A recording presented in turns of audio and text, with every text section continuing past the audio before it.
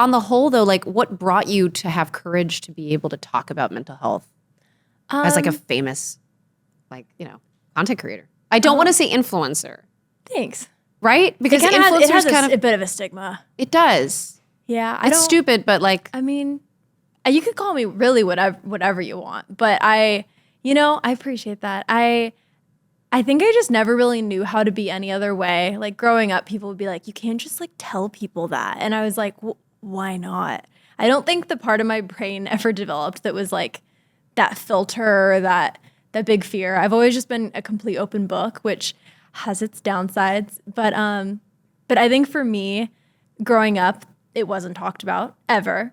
Online and TV shows, friends, adults, no one talked about it. And I was like, thinking back, if I had someone that I looked up to, I watched their videos, I listened to their music, and they were talking about what they had struggled through, and to see where they are now, that would have helped me immensely.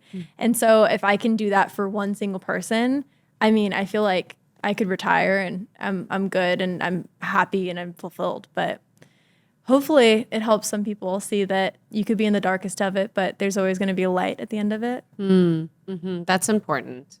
So do you feel like you've gone through some hard times and had to have it online as well?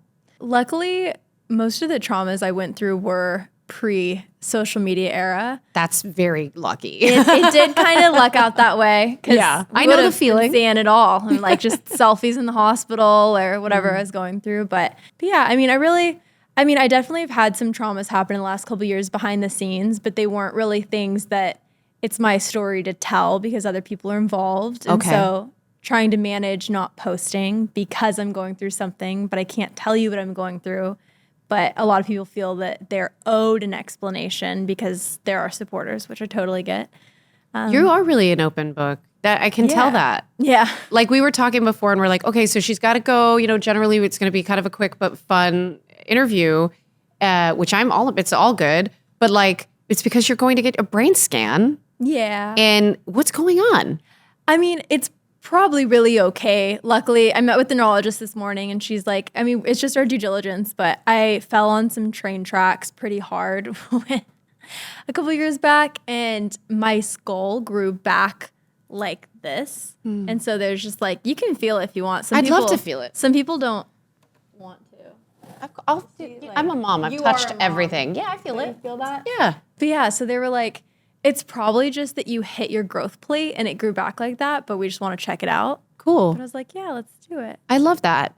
We love a girlie that goes to doctor's appointments. It's important, apparently. It's very important. Moved out of my outlive the mom's house. No, it shouldn't be hard with their they concealing their emotions and having heart attacks at 50. Like I know. They should really cry it out. They really need to cry it out. I agree. All right. So what are your goals moving forward for, your content or in general? Like, do you want to move past and go to a traditional acting route? I mean, you have a gorgeous look. And is that something that you feel like is in your future now that you're in LA? I mean, I actually grew up acting, singing, and doing stand-up comedy. And then my parents were like, well, now you're going to college though, right? And I was like, okay. They're like, that was cute. I guess that was really cute how we this is OC. Let you do this. The OC. Exactly. You're going to college. You're going to college. Yeah. And so I was in college and then I accidentally fell into social media because I just started snowballing. And I was like, oh my gosh, this is a way that I can still live out the things I'm so passionate about. And then maybe one day it'll lead to acting. I'm really focused on singing right now, actually.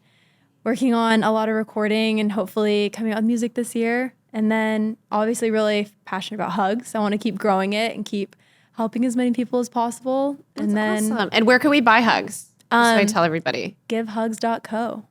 Perfect. Yeah. Yeah. They're actually a really beautiful gift. And I would totally gift this to a new mom or somebody like me who has a kid that's going into surgery or something like that. Like this would be a beautiful gift to give to somebody just as like a nice little reassuring. I know. I thought that was kind of one of the cool things too. I want to come out with cards later when we have more of a budget going, but we're brand new small business. So I know how that is. But it's like, I was like, want to be able to like send someone with like a little like thoughtful note. Like, I'm thinking of you. I hope your mental health's doing okay. That's so great. And then you implement all those elements of you now understanding branding and aesthetic and your sense of humor. That can like come into all of these things. Yeah. So I'm going to see you at VidCon. I'm very excited. And I know you're very busy till then. Do you have any like tips for me at VidCon? Ooh.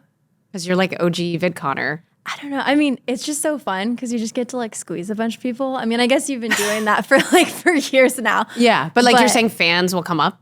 Well, yeah, you get to like meet people in real life. Cool. It took me a while to get to go to my first VidCon with COVID and everything. So I was like, I see a number, but it doesn't feel real. But then I got to like see real people. And then you get to meet creators that, you know, inspire you, or maybe you inspire them, and you can have super cool talks with them. What creators inspire you? Oh, man. Ryan Trahan is one of my favorite YouTubers. He kind of helped me refine my love for YouTube when I was in a rut for a while. He helped re-spark that for me watching his content. If Jenna Marbles ever wanted to make a comeback, You'd be down would be for that. really cool. Christy, Carlson, Romano. Oh, I love her. She's pretty great. She's so Big fan. She interrupts people way too much on her No. podcast. No, she does not. I see it all the time in the comments, and God, she's got to work on that. No. Oh, what? Yes. No, not at Girl, all. you know, you can't read the comments. It's I'm just going to be hugging my hugs, and I'm going to be reading comments next time. No, it's the That's fun. what I need. We're both like this. It's the fun, like fast-paced conversation. Like we're both just excited to talk to each other. We are. That's what it is. And I want to get the word out about all your really cool stuff. And I do have one last question. Yeah. In terms of like, we have like Mr. Beast, and we have all these like grand, and some of these folks you've collaborated with too, I've seen. So it's kind of like these grand content creators that are going to like extraordinary lengths to do large things. And some of them are getting, you know, criticized for doing things to help people, which is very strange. But how do you, as a sort of, how are you plotting your next moves to continue to succeed? Is the goal engagement? What is the overall goal connecting you to making content? You know, maybe I should figure that out now that you You're like, now that you mentioned. Honestly, I was in such a creative rut. I left a content group to go out on my own, moved to LA from OC. what was the group called? AMP. Okay.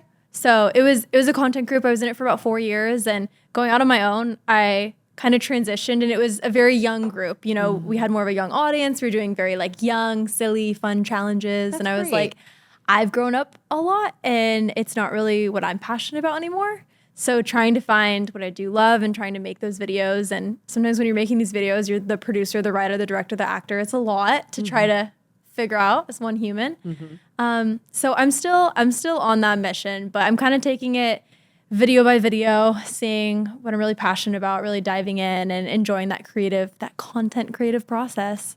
I love that We'll see. for you. Like I can relate to that in some ways, in that like being a child actor and then sort of growing out of that and saying, okay, what is my brand and who am I? And I love that I am not unique, and that's fantastic. Yeah. Thanks so much for checking out this clip for the Vulnerable Podcast. For the full episode, go ahead and check out my YouTube channel. That link is in the description. Thanks again.